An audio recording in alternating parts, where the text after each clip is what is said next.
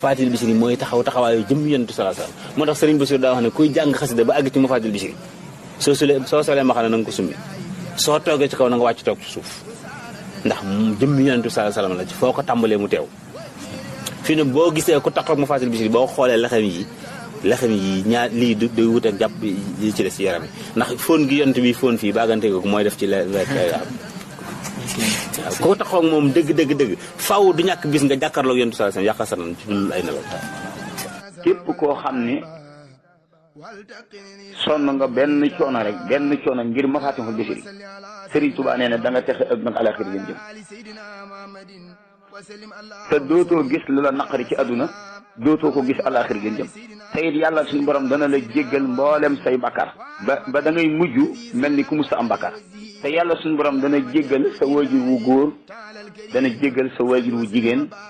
ci barkeb Mafaatihul Bichri